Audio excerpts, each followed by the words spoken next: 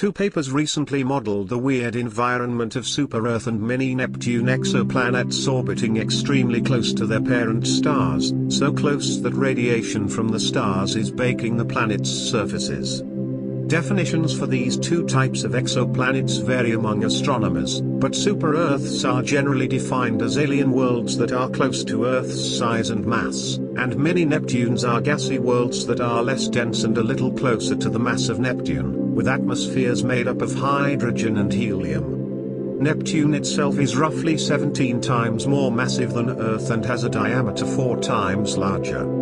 After running some models about mini-Neptunes baked by close-up stars, the first study, published June 15 in the Astrophysical Journal Letters, suggests that the mini-Neptunes may be an illusion. Instead, the intense stellar radiation could be affecting smaller super-Earths, making these exoplanets masquerade as mini-Neptunes with a low density. The lower density of these exoplanets could be explained by a thick layer of water that experiences an intense greenhouse effect caused by the irradiation from their host star, France's National Center for Scientific Research, CNRS, which participated in the study, said in a statement. The atmospheres of both mini-Neptunes and super-Earths could be greatly affected by stellar radiation, added a second CNRS researcher paper published June 9 in the journal Astronomy and Astrophysics. That study found that Earth-size exoplanets containing water could see their atmospheres grow much larger under the influence of a strong greenhouse effect induced by a star's radiation.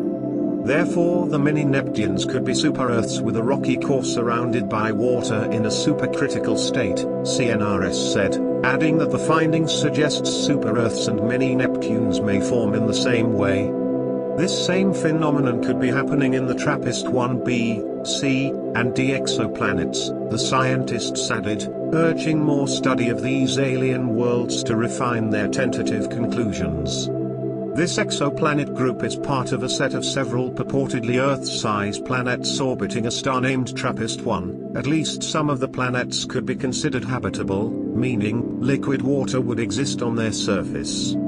The Astronomy and Astrophysics paper was led by Martin Turbot, a postdoctoral researcher at the Geneva Astronomical Observatory. The Astrophysical Journal Letters paper was led by Olivier Moussis, a professor at Aix-Marseille University in France. Both papers included CNRS researchers.